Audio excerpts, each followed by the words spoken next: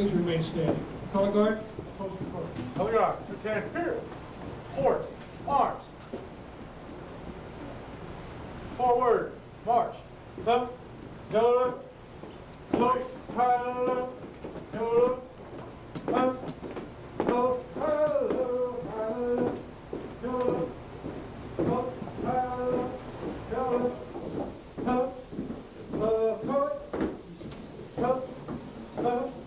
up, right.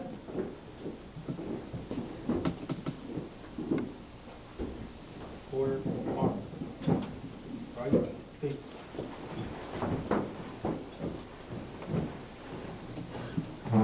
Present, arms. Present, arms. Ready, two. Right, peace. Order, arms. Forward, march, up, go up, look, up,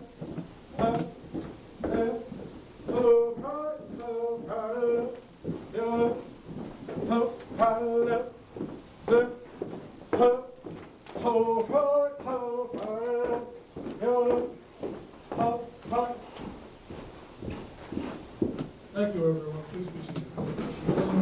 So here we are, all together, and I'm very pleased to see our police department, fire, members of the Legion.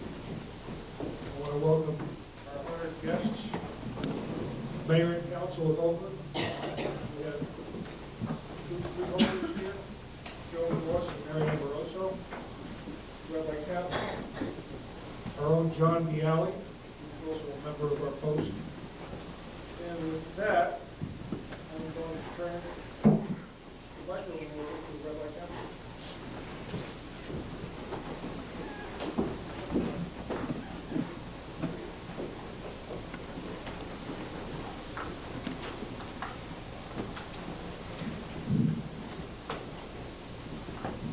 God once told an angel to fly the world and bring back the most precious thing. The angel flew the world and saw a box sparkling.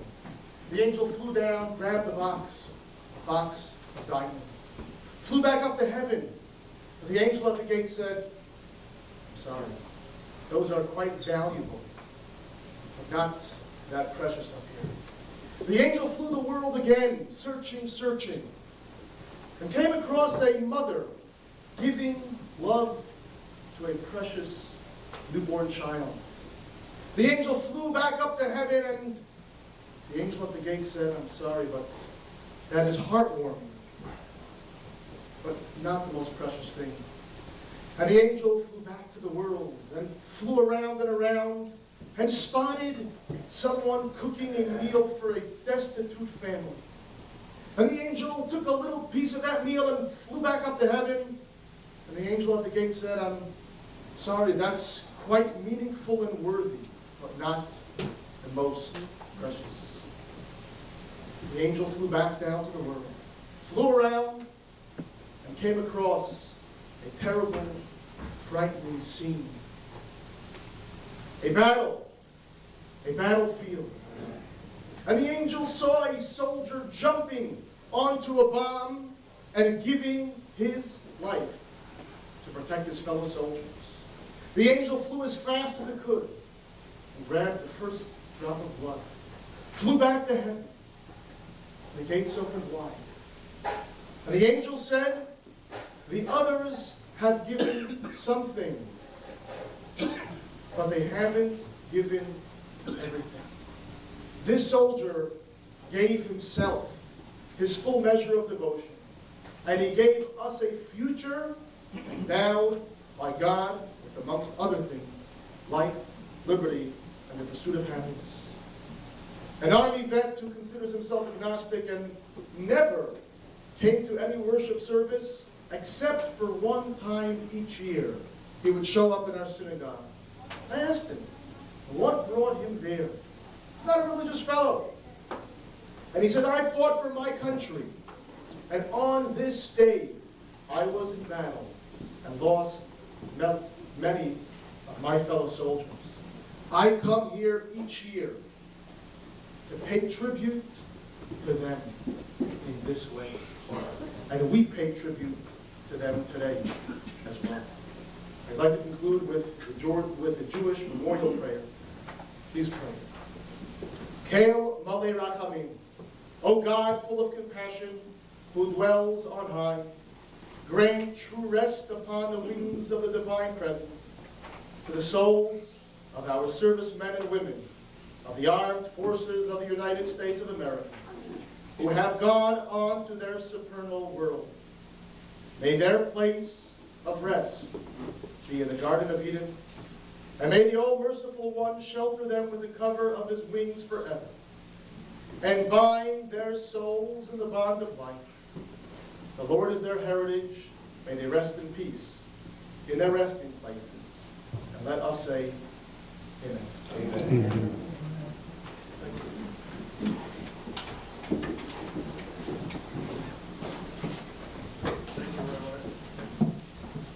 Please join me in the Pledge of Allegiance.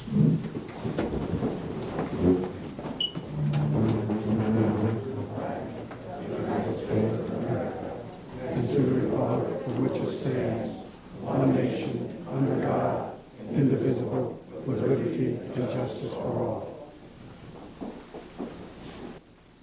Oh, say, can you see by the dawn's early light what so proudly we hailed at the twilight's last gleaming, whose broad stripes and bright stars through the perilous fight for the ramparts we watch were so gallantly streaming, and the rockets' red glare, the bombs bursting in air, gave proof through the night that our flag was still there.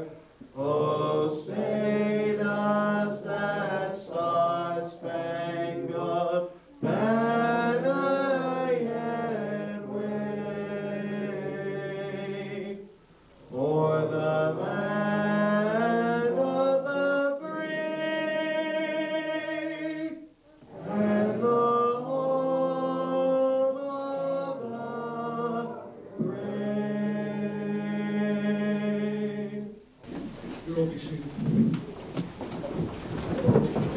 Mayor Schrader.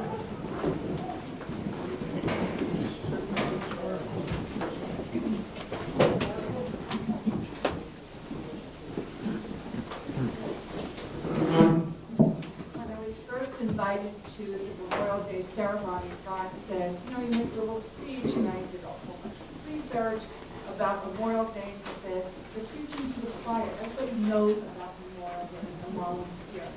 So, no more big speeches about Memorial Day. However, I do want to say that, unfortunately, to a lot of people, Memorial Day is the beginning of summer. That's when we think of Memorial Day. When I was growing up, that's when you could start wearing white shoes and white outfits. It was Memorial Day was the trigger. This morning I started at the fire department with our council, and it was very moving to make tribute to the firemen who have passed away. And that's what this is all about. It's a tribute to those who have given. And I found a quote from Franklin Roosevelt, former President of the United States, and he said, those who have long enjoyed such privileges as we enjoy today forget in time that men have died to win them. Now the quote would be men and women. Back then, Roosevelt said men. But it's true. We can do what we do today for those who fought for us, and a lot of you here. So thank you all for your contribution to us, your service to the country. Now, I'm up to that now. Time to go. I did, yeah, right here. Michael McKenna. Michael McKenna and I have one thing in common. I didn't try to be a phone for I give service for that in the armed forces, will be moved to open the same year, 1973. So we're primarily moving to open the same year. But it is my pleasure to introduce Michael McKenna. But, are you going to say something? Oh, okay, you're not allowed to say anything, other than to present the plaque, which says Grand Marshal Michael McKenna. Normally we'd be sitting in the car together waving in the parade. And is hereby recognized for his service to his country, awarded by the American Legion Post 369 and the citizens of Oakland on this 27th day of May 2018 at Oakland, New Jersey. Thank you.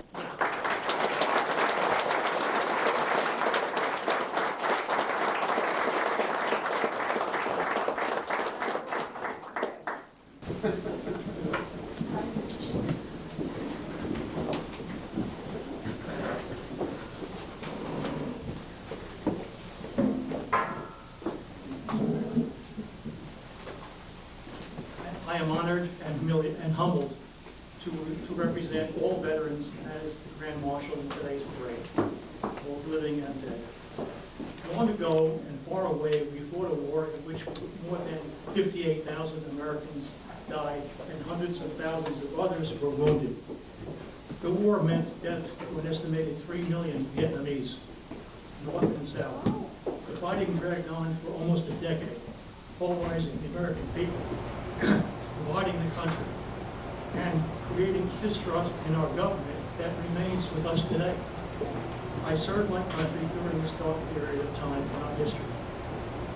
When I returned to the United States, I experienced job discrimination from the segment of corporate America. I was fortunate and among the many veterans who overcame it. I am a member of the Oakland American Legion and a life member of the Veterans of Foreign War and a member of the Knights of Columbus, Oakland Team Tennis, and Tea Party and Religious Freedom Group, and I attend Mass at St. Anthony's Church in Hawthorne. I grew up in Cliffside Park and graduated from Epiphany Grammar School and St. Cecilia's High School in Englewood. I then worked in New York City for a bank and an oil company while attending college at night, received a BA from William Patterson College and an MBA graduate study at Fairleigh Dickinson University. Prior to being drafted in 1966, I worked for Thomas J. Lifton in Iowa Cliffs as a computer programmer. I then went on to Fort Dix for basic training, advanced infantry training, and leadership school. I was then sent to Fort Eustis, Virginia, VA for a transportation company. Arriving in Saigon in 1968, we were greeted by our fellow soldiers as fresh meat coming in. My assignment in Vietnam was to drive a 5-ton tractor-trailer with 10 forward gears from Pleiku, Camp Holloway, and Camp Anari to Kontum Dak To in convoy to support Khe Sanh and to supply fuel and helicopter gunships and medevac soldiers. The tractor-trailer contained about 5,000 gallons of gasoline, MoGas, and JP4 fuel, and I was involved in several ambushes there. Frequently, we were accompanied by the infantry and APCs, the tanks, and sometimes jets over us. Our troops controlled the country primarily during the day, but at night it was Charlie, or the Viet Cong, who controlled the land.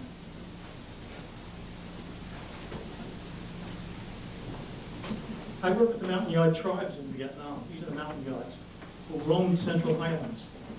They appeared to be friendly, but were influenced by the North Vietnamese. 1 out of 5 South Vietnamese came from the North, so you can see the problem. It's family. In 1968, the Tet Offensive took place.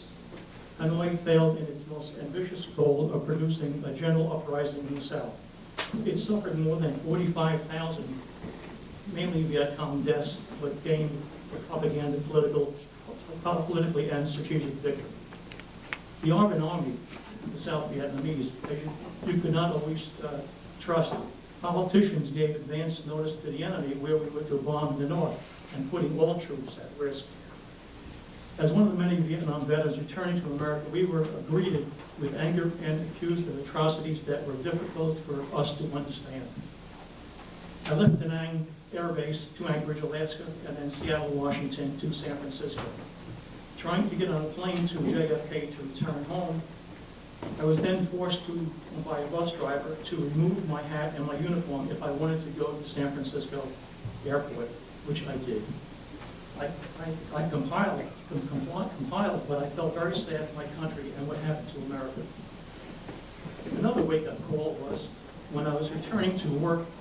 My boss said, Thomas J. Lipton, Anglo Cliffs, said to me that he was against the war, and therefore I was terminated because of a Vietnam veteran. That time they could do it. At Citibank, I was an executive at Citibank. I got a letter from John Reed, chairman of the board, telling me what good work I was doing. At Citibank, an executive meeting, my boss said, Mike, tell us about napalm and how many babies you killed in Vietnam. I then was terminated there. The book and the TV special you might have seen of the Vietnam War by Ken Burns is a disappointment and a tragic loss to opportunity. Ken Burns portrays the young soldiers, sailors, and airmen and Marines of the Vietnam War as pot-smoking, drug-addicted hippie marauders. Those of whom I served were anything but. They did not commit these atrocities alleged by the unforgivable lies of John Kerry, described by the Congressional Committee so prominently, featured by Mr. Burns. Despite the war's end and the trauma that continues to afflict our country, there is little the Burns so-called documentary about courage, patriotism, and dedication to the U.S. troops who fought honorably, bravely, and the despicable way in which we were welcomed home. I believe, as so many Vietnam veterans returning experienced the disillusion, and we're not aware of the negative feelings of the country towards vets returning back home, or we called it back to the world. This is the world, a different world. If Donald Trump had been president during the Vietnam era, I think our troops would have been disrespected. We are all starting to remember how truly America great is today. After serving in Vietnam, I was the data processing manager at Teledyne Isotopes and was awarded the Key Employee of the Year and for making the Department of Profit Center, upgrading and automating business applications and supporting all the scientists.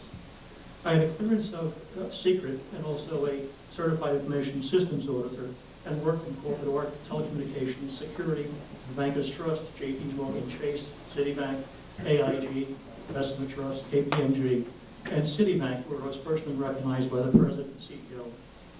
But my boss had found out that I was a Vietnam veteran and was terminated.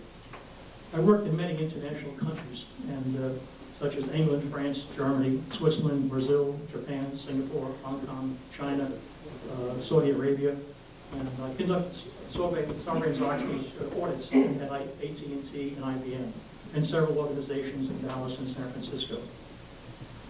It is noted that the illegal immigrants convicted of a DUI are often released without any immigration consequences. Trump's press team wrote, but members of the military who receive DUIs are subject to punishment from the commanding officers and a court-martial. I enjoy fishing, sailing, and enjoy my boat in Seaside Park. And I love this town and love the American Legion and love this country. My younger brother Tom was in the Marines, 109 Division, Walking Dead, 92% casualty rate. He and I both made it home. And we say thank you for the living and for the dead. Thank you.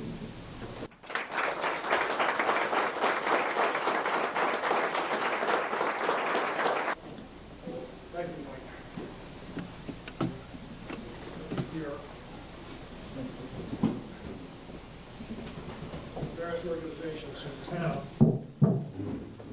send wreaths up to the park. You can't see them from here, but they are there. I want to say thank you to the Franklin Lakes Rotary Club, the Republican Club, the Fire Department, the First Aid Squad, Oakland PBA 164, the Democratic Club, the American Legion, and the Mayor and Council of the Borough. The Oakland Franklin Lakes Rotary Club. Thank you. We usually have guest speakers, and I was surprised to find out we had two. So they're not on the program, but I'm going to ask Free Holder, Joan Boss, to say a few words, followed by Mary Amoroso.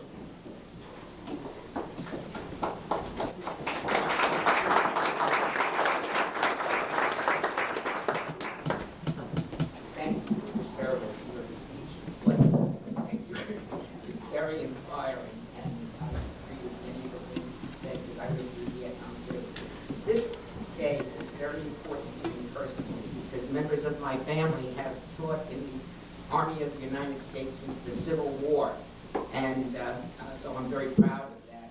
And this is the greatest country in the world. And 150 years ago, they started this commemoration as Decoration Day. Over 750,000 men lost their lives in the Civil War. It's the worst. And people said we have to remember them, and they decorated the graves with flowers, hence it was called Decoration Day. World War I came along, and we thought that was going to be the war to end all wars, and we lost about 120,000 men. But then World War II came along, and we lost over 400,000 men. This is the day that we have to honor them. And of course, Vietnam, that's when I was around. And the first year I taught, I had a very nice young man sitting in the front row. His name was Ricky Black, and I mentioned his name every single year because I never want him to be forgotten. As soon as he graduated from high school, he joined the Army, and 6 months later, he was killed in Vietnam. I have never forgotten him. We have lost so many people. And the other day, I was with Congressman Pasquale, and we honored a man from my town by the name of Sidney Ostrowski. He got the French Legion of Honor Award for his activities in World War II. And Sidney said, I'm not the one you should remember. The real heroes were the ones that lost their lives on that day. Okay? And so this is so important that we remember all of them. This morning I read the paper, and it said 82,000 of our service people are still unaccounted for. They're still missing in action. And one of them, I think, is my cousin, because he never came back and we never found out what happened. Anyway, I didn't mean to give you a history lesson, but in the words of General Patton, who was one of my heroes, he said, we mourn those who lost their lives, but we must thank God that they lived.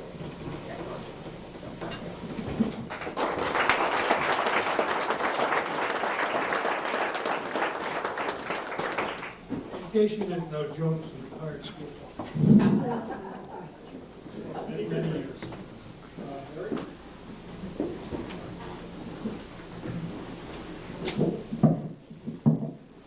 I'm as short as John. We remember our fallen soldiers on this special day. We also understand the sacrifices of our veterans who came home, whose lives had been forever changed by their military service. And I got to tell you, Mike McKenna, I'm so upset by what we went through. And I was around in those days too, so I know you speak the truth. I'm so sorry you faced such hatred and termination again and again. We didn't understand the value of what our soldiers did for us in securing our liberty. I think somewhere along the line, America woke up, and now it is a much more common thing for folks to say to people in uniform, thank you for your service. I have to tell one stupid story. My husband found an Army jacket that says Army on the back somewhere at a thrift store, and he loves to wear it when he's getting his coffee and bagel in the morning. And inevitably someone says to him, thank you for your service. We care and we remember our veterans. We thank you for your service. Also, we thank our men in blue, women in blue, our law enforcement people who are protecting us every day on the home front. Thank you.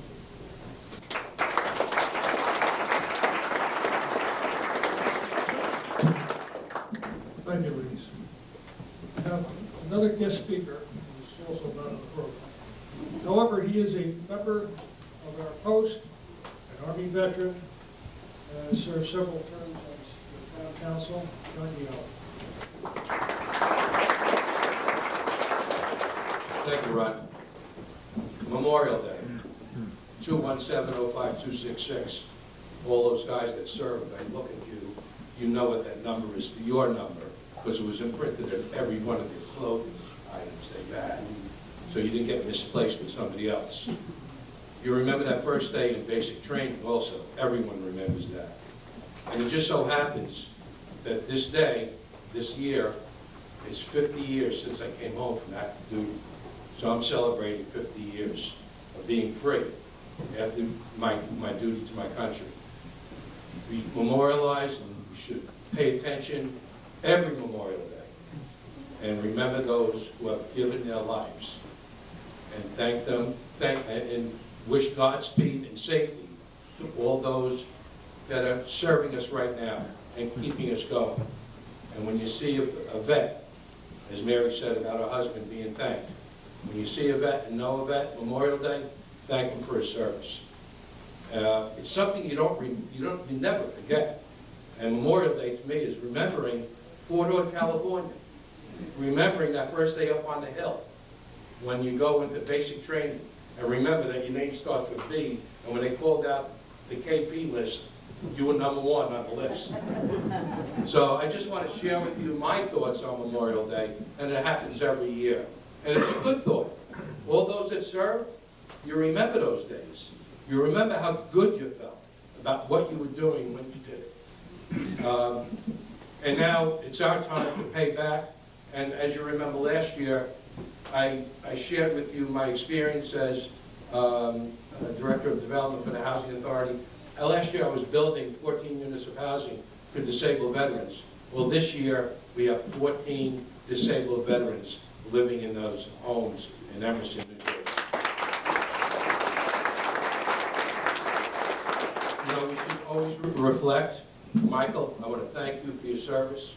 And obviously I was back with you back then, and I remember the criticism and the negative atmosphere that surrounded everyone that served and at that period of time.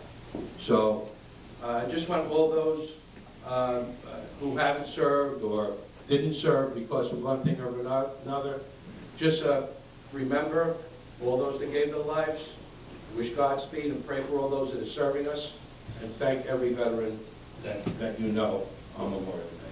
Thank you.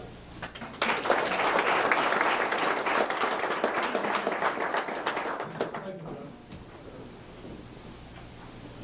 Memorial Day wouldn't be Memorial Day without a reference to poppies. Flanders Field was written by a Canadian, Lieutenant Colonel John McRae, who was from Ontario. During World War I, at the age of 41, he could have joined the Canadian military as a medical officer, but he chose to join a fighting unit because he felt he could be more helpful to the cause by fighting. It was after the second battle of, I guess it's Yipes, Ypres, in the Flanders region of Belgium, where the German army launched one of the first chemical attacks in the history of warfare. Many men were killed. The battle went on for 17 days and 17 nights. And according to McRae, he was awake nearly the whole time. They suffered gunfire that never ceased, not even for 60 seconds. And when it was all done, a close friend of his, Alexis Helmut, had been killed. McRae himself performed the burial service. While he was reflecting on what had happened, he wrote this poem. In Flanders fields, the poppies blow. Between the crosses, row on row, that mark our place, and in the sky, the larks, still bravely singing, fly, scarce heard amid the guns below. We are the dead. Short days ago we lived, till dawn, saw a sunset glow, loved and were loved, and now we lie in Flanders fields. Take up our quarrel with the foe. To you from failing hands we throw the torch, to yours the hold it high. If ye break faith with us who die, we shall not sleep, though poppies grow in Flanders fields. I would ask Colonel Lee White Decker, U.S. Air Force retired, please step forward and lead the honor roll. Deceased.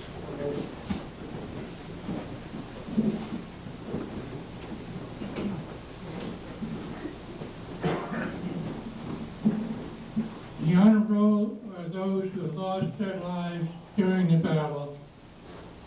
But let us also remember all those who have lost their lives since then. But Oakland lost in World War I 3 men: I.J. Goodman, Julius Nielsen, Elmer Terwilliger. Oakland lost 7 men in World War II: Christian Banneher, Arthur W. Edwards, Daniel Farrell, Dale H. McNomey, Robert A. Met, Charles Winters, Henry Winters. They lost 3 men in Vietnam: Patrick Lawler, Joseph Silva, Peter Pressman. May we keep these men in our memories and also remember all those who have also disappeared and are missing in action. Amen.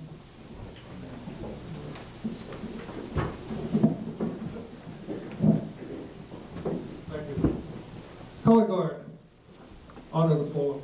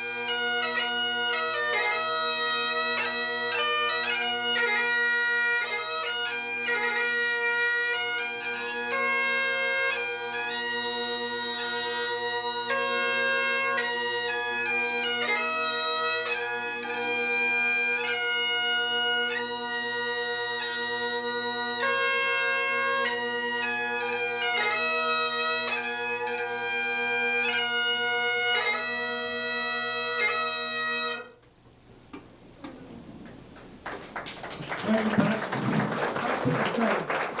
And all the council. Rabbi Kaplan, if you'll do the honors.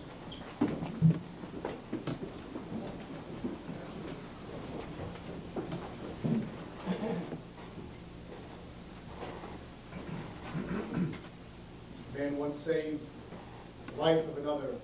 He said, what can I do to repay you? Man said, live a life worth living. What we can do for those who have given their all for our country is live a life worth living. I think that Memorial Day is everything.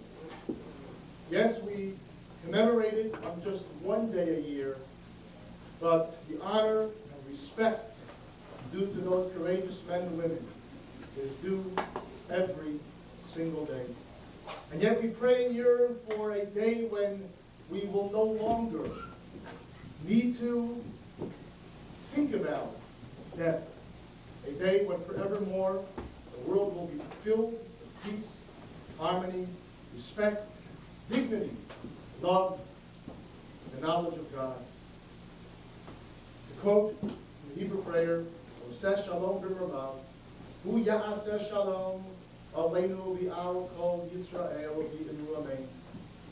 May the Almighty on high, who brings peace to the heavens, bring peace to all nations of the world. And let us say, Amen.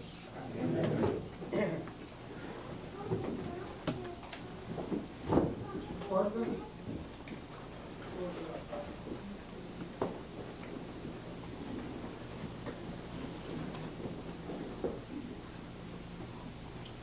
God bless America, land that I love. Stand beside her and guide her through the night with the light from above. From the mountains to the prairies, to the oceans white with foam. God bless America, my home, sweet home. God bless America, my home, sweet home.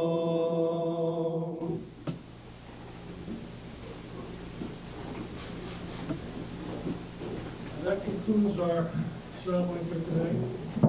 Hopefully, I'll see you all next year, God willing, outside under the sun in the park. You know how hot that can be. But thank you for coming. There's refreshments downstairs for anyone who's interested. And I hope you enjoy the food.